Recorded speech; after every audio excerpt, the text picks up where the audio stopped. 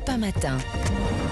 7h, 9h, Dimitri Pavlenko. L'édito politique sur Europe 1 avec Le Figaro. Bonjour Vincent Trémollet de Villers. Bonjour Dimitri, bonjour Anissa, bonjour à tous. Entre la guerre en Ukraine, Vincent, et la réforme des retraites, un sujet s'est glissé dans l'actu cette semaine. Le triple bras d'honneur du garde des Sceaux, Éric Dupond-Moretti à l'Assemblée nationale. Triple geste qui répondait à l'interpellation du patron du groupe LR à l'Assemblée, Olivier Marleix.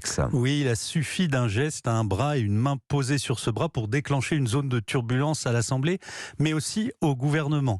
Alors mardi dernier, donc, pendant qu'Olivier Marleix rappelait au garde des Sceaux qu'il était mis en examen, ce dernier a fait 3 bras d'honneur. Il aura fallu attendre 2 jours pour les voir en image, et l'on peut dire que ce sont des petits bras d'honneur, des bras d'honneur discrets, presque des bras d'honneur fourbes. On est loin du bras d'honneur magistral de Gérard Longuet sur le plateau de Public Sénat, de celui de Gérard Depardieu en conférence de presse en Argentine, ou de celui de Maurice Pialat qui, recevant à Cannes la Palme d'Or pour Sous le soleil de Satan, offrit un bras d'honneur éclatant à toute la profession.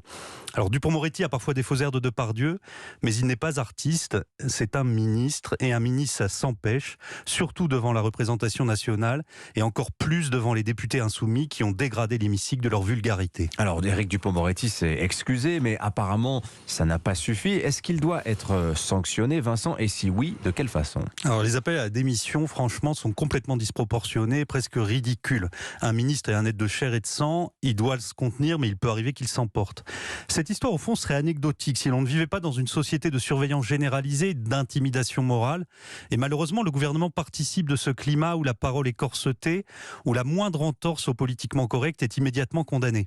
Éric Dupond-Moretti n'est pas un homme aseptisé, et c'est ce qui le distingue de beaucoup de ministres. En revanche, il aime prendre sa grosse voix de baryton pour faire la leçon.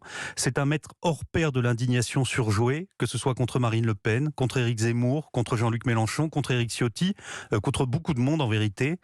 Et quand un indigné fait un geste qui n'est pas digne, il reçoit en retour un concert d'indignation. C'est dur, mais c'est la loi. Dur Alex, c'est de l'ex. À cet épisode, selon vous, Vincent, est-ce qu'il est le fait d'un tempérament emporté d'Éric Dupond-Moretti, ou bien est-ce qu'il y a une signification politique plus large? Alors, Éric Dupond-Moretti supporte depuis 2 ans l'hostilité féroce de nombre de magistrats. Il est lui-même victime de la judiciarisation délirante de la vie publique en France. Il y a donc de quoi perdre son sang-froid. Mais si cette histoire a pris de telles proportions, c'est parce qu'elle arrive dans un climat de confusion politique à l'intérieur du gouvernement tout à fait impressionnant. Souvenez-vous quand même que la semaine dernière, Olivier Véran a accusé les syndicats, j'ouvre les guillemets, de prendre le risque d'une catastrophe écologique, agricole, sanitaire, voire humaine. Alors il est revenu depuis sur ses propos, mais le porte-parole du gouvernement donne parfois d'inquiétants signes de fébrilité. Dimanche, alors qu'il avait besoin du groupe de droite au Sénat, Olivier Dussopt, pour sa part, a proclamé à la une des journaux que sa réforme était de gauche. Mardi, alors qu'Elisabeth Borne a besoin des voix du groupe d'Olivier Marleix à l'Assemblée, c'est donc le garde des Sceaux qui a fait des bras d'honneur au patron des députés LR, et ce qui a déclenché la colère de la première ministre. Et on la comprend. Attaquer frontalement la droite dans les 2 chambres au moment où on a besoin d'elle, c'est quand même extravagant. Au-delà de toute considération morale ou d'éducation, il y a une faute politique évidente, presque enfantine. Pas besoin d'avoir lu Machiavel pour savoir qu'on n'insulte pas le matin celui dont on aura besoin l'après-midi. L'édito politique sur Europe 1. Merci Vincent Trémollet de Villers.